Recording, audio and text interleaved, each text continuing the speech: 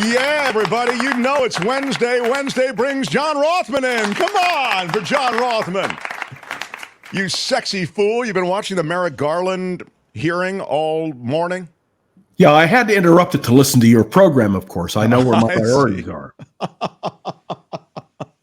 Now, John, what is the focus of the hearing, please? The Republicans are trying to make an issue of Hunter Biden. They're trying to nail Merrick Garland and Joe Biden. They're using every tactic they can. Actually, I was impressed by Merrick Garland today. He was a little tougher than he normally is. But what was sort of sad is the Republicans just keep throwing the same thing out there with no evidence, no proof. And that's the sad thing. And as for Jim Jordan, who is the chairman of the House Judiciary Committee, he's a guy who is complaining that the Justice Department doesn't answer to Congress when he himself has not answered subpoenas. So, the hypocrisy is just incredible. But in the meantime, it highlights a broader issue. And that is the problem that Kevin McCarthy has with the far right of the Republican Party, the Freedom Caucus, in the House of Representatives. He hangs by a thread. And if 4 votes, 5 votes, whatever the number may be, are withdrawn from Kevin McCarthy, he will cease to be Speaker of the House of Representatives. What is the reality, John Rothmann, on the closure of the government running out of funding necessary to keep it open? Okay, I'm going to solve the problem for you, Mark. All you got to do is raise the debt ceiling, which is what they're inevitably going to do anyway. This is all political theater. And I would simply point out that it doesn't matter whether it's a Republican or a Democrat who is president of the United States. We've always raised the debt ceiling with very little trouble. In fact, what's amazing is the Republicans never said a word during the Trump administration, nor do they say anything during the Bush administration. It is selective use of political levers and power. The problem for Kevin McCarthy is that the Freedom Caucus really believes what they say about the national debt. Kevin McCarthy is only concerned with one thing, his own survival. And as long as he can somehow compromise with the Freedom Caucus, he's safe. But here's the real question, Mark. What would happen if Kevin McCarthy were really removed as Speaker of the House? What would the Republicans do then? Who would they put in? And it's a serious issue for the Republicans. They don't have an alternative to Kevin McCarthy, but on the other hand, the Freedom Caucus remains an insoluble problem. Well, the Freedom Caucus, these real hard right-wingers with, as you've suggested, sort of the, I guess they really believe what they are saying, the courage of their convictions. Did you say the courage of their convictions? Well, I mean, what is of their convictions? What is it? The what? The scourge. Okay, the scourge of their convictions. Okay. Well, I mean, they're all over the road on the extreme views they have, but all over the road or not, they seem to be in control because they are sufficient in number. Is that it? No, they're in control because Kevin McCarthy has no choice. Without those votes, he's out as Speaker, and the Republican Party would descend into chaos. So that's the paradox. I mean, it's practical politics at its worst. In the old days, when you had a party, whether it was Democrats or Republicans, who were united, you were fine. But Kevin McCarthy, this is like herding cats to herd and I use that because you're very familiar with herding cats. Yeah. With the Freedom Caucus, it's completely irresponsible. And that's what made the hearing this morning so interesting. The most extreme views expressed by Republicans today were demonstrated by the Freedom Caucus. And they're the only ones who seem to have any power because Jordan, the chairman of the House Judiciary Committee, promotes them. So it's a serious conundrum. Conundrum would be a ding word. I wonder then, you're saying there's a theater to this such that what will happen is the government will remain open, although they were unable to pass that stopgap measure, John, to keep the government open. Are there enough days left in the month for it to happen? I think so, because I think there is a recognition that if the government shuts down, everyone will be impacted. May I just give you an example? It was announced today.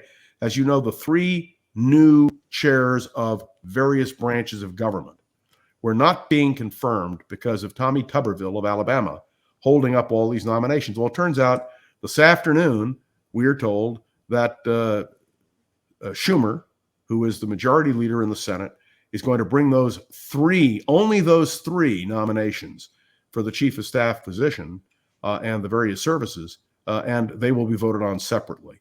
The Republicans know that they can only go so far. But the problem is, Mark, the Freedom Caucus doesn't get it.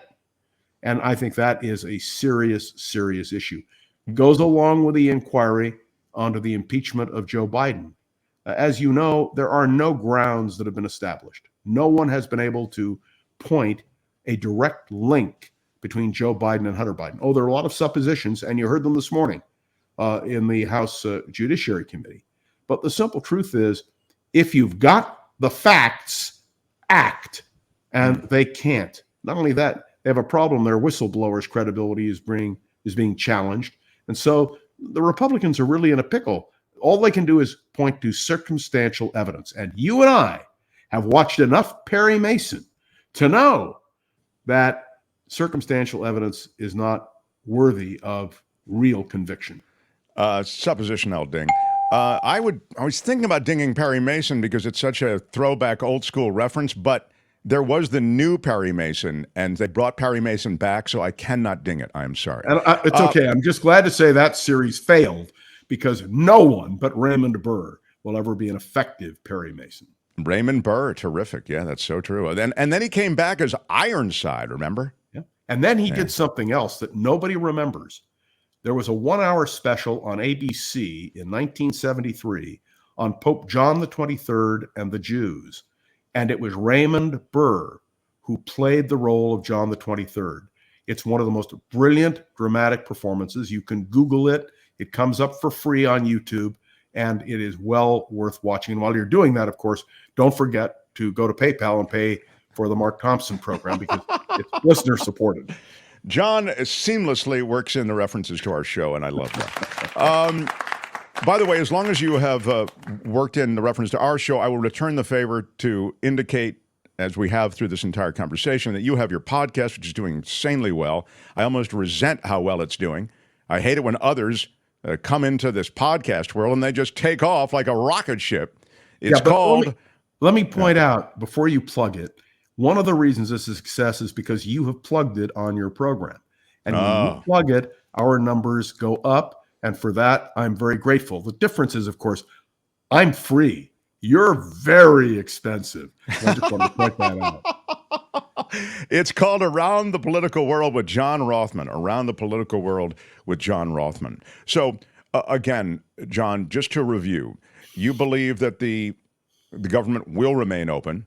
You believe somehow this dysfunctional caucus that is ruling Kevin McCarthy's life right now in the GOP, the Freedom Caucus, you believe that they will somehow be tamed to the point that there'll be enough votes to maintain his leadership, and because they are so close to the cliff, and also keep the government open? I mean, is that a fair summary, essentially, of what you're saying? That is what I believe will happen. But let me assure you, with the nuts and the kooks, and I use those terms advisedly, in the Freedom Caucus, anything could happen. But if they're logical and the Republicans want to make a case to the American people, they can't allow a default by the government. The thing that he played the murderer in Rear Window. Square is absolutely right about that, Raymond Burr. Several people have said that. The thing that the Republic, this is years ago, it was a strategy that was introduced. It was run the debt up during a Republican administration, take care of the economy with an influx of money and spending, and essentially stick that encumbrance of that debt on the Democratic administration, and then complain about the debt when the Democrats get in. I think it was like late 70s or early 80s that political strategy was both introduced and articulated and it seems to be effective. Uh, all you hear about from what I'd suggest is a party that's all about theater and cultural wedge issues. The Tuberville thing is all about, this with real world effects. We can return to that in a minute. I mean, there are promotions in the military that are not happening now. You're affecting people's careers. I mean, they would have been promoted and now they're not. And now, 5 years from now, when they need a promotion, they have families and they're working hard. They're not going to get it because this Families are the guy's. key. They can't plan their futures for Thank their you. children. Where will they go to school? What's going to happen? I mean, I guess what I'm asking is, the GOP has these strategies and they seem to be, one-dimensional, but I'm wondering how effective they are. we'll find out when the American people go to the polls in 2024. I want to suggest to you that if I were the Democrats, I'd be very upbeat, very optimistic. The Democrats have a problem, and we cannot ignore the fact that Joe Biden will be 81 years old. You can't put that aside. And I have to tell you, I thought he did very well at the United Nations. He was clear, he was precise. He laid down a real challenge, not only for the United Nations, but for the American people, for the Republican Party. My theme today on Around the Political World with John Rothmann was the Republicans battling their isolationist wing. We went through that after World War I on the League of Nations. We went through it again before World War II in the battle between isolationists and interventionists. The Republican Party has a real challenge in terms of deciding what it is. And I can tell you the most important single lesson in all of this is it matters who is president, because the president sets the tone. So I ask people respectfully to consider, if Donald Trump or another Republican had spoken to the United Nations yesterday, would you have seen the affirmation of support for the Ukraine? Whatever you want to say about Joe Biden, his administration is consistently supporting Ukraine. And President Zelensky summed it up. He summed it up brilliantly. He said, if we lose, the Russians will come to the Polish border, and that could precipitate World War III. Remember, Article 5, the NATO treaty, says that if a NATO member is attacked, it's as if all are attacked. And Poland is a member of NATO. Speaking of the defense pacts, I'm wondering how you feel about this growing talk around the defense pact that may be formed with the Saudis. Anything that can neutralize Saudi Arabia. Look, let me sum it up very clearly in one sentence. They may be barbarians, but they are our barbarians. And I think that's the way we view our policy. By the way, no president of the United States is really expected to conduct a moral foreign policy. What presidents do is to conduct a foreign policy that fits our needs and perspective in the world. That's why, while Joe Biden was attacking China vigorously, at the same time, he's making overtures to China to try to work with them. And the whole question of Taiwan, which emerges repeatedly. There are things you have to compromise on. I'm teaching a course on Winston Churchill, and one of the things we'll talk about in that class is the fact that in the 1930s, Churchill called out Germany. He had no fear of calling out Germany. But we live in a very different world than we lived in the 1930s. And what I mean by different is the nuclear question. And you will note, if I may be so bold as to go back to President Zelensky, he made clear the danger of a nuclear conflagration. And he did that because he understood, and we understand very clearly, the dangers. So that's why I suggest to you that whoever is president of the United States is going to be critical. Can you imagine having the wrong person in the White House, what that would mean? It's just unbelievable. Yeah, you point to in our last couple of minutes with John Rothmann, you point to the remarks at the UN from the President Biden. And I don't know to what extent voters who will determine this election, it seems as though with our ridiculous electoral college setup, that it's a sliver of states. I mean, literally it's states, but it's a sliver of them, these independent voters that determine the next president.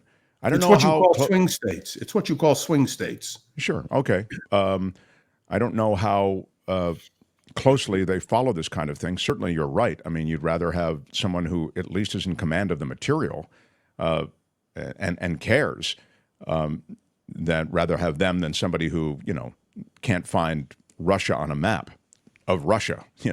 I mean, the incompetence of the last guy was, I thought, manifest. That said, though, the last guy, former President Trump, he leads Biden in many polls. I'm wondering what you make of that. Are we reading the polls wrong? Is it too early? Is it can we correct a mistake?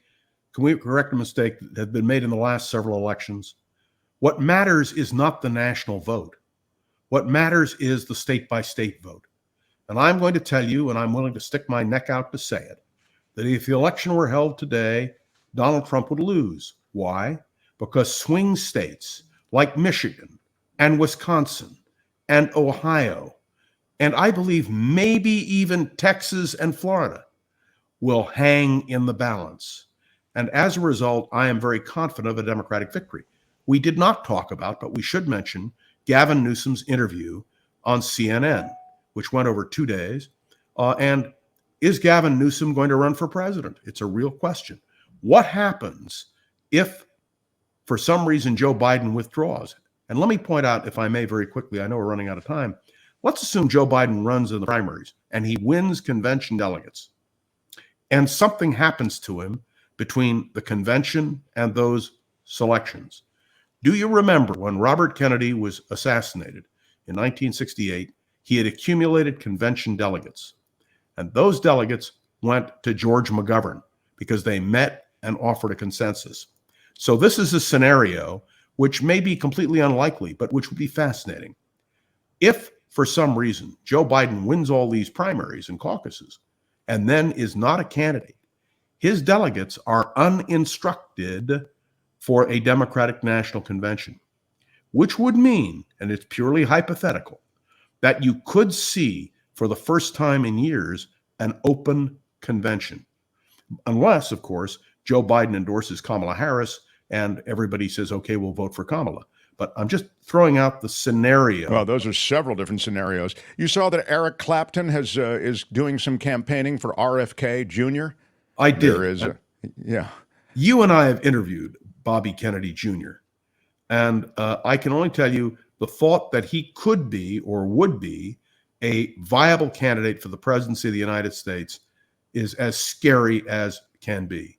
This is a guy who's anti-vax. This is a guy, well, we can go on and on, Mark, but I think he's a very dangerous individual who's blessed by having a name. If his name were Robert Smith, he'd be going nowhere. Yeah, no, you're right. I think the Kennedy name helps him a lot. Find the John Rothmann podcast, Around the Political World with John Rothmann, across most podcast platforms. And you can actually, they run, I believe, on your podcast platform, these conversations that we have every week. So we do. We run them on the weekend. I want to point out, I'm only 10 minutes every day, maybe 11 as I am today. It used to be 8 minutes. What happened? Well, I keep it short. I don't use a script. It's off the top of my head. And we're really doing very well. But I want to encourage people, this kind of podcast, and I include in that what Mark Thompson is doing, is made possible, particularly in the case of Mark, by your funding, your support. And I'm not saying it just because Mark is a friend of mine. I think he does a great program. But this is our opportunity to prove that there is an alternative to AM radio. So support the Mark Thompson program. You can tune in to John Rothmann at Around the Political World with John Rothmann. No cost. I'm just there for 10 minutes every day in order to keep my mind fertile and our listeners interested. Well, you do a great job, man, and we love having your perspective, and thank you very much for, the pitch for our show as well. How about it for the great John Rothmann, everyone? Love it. Hi, John. The Mark Thompson Show. Hi, it's Mark, and I thought that was great. Hit the notification bell. You'll know whenever there's a new video being dropped, and please subscribe to our channel to help us save the universe.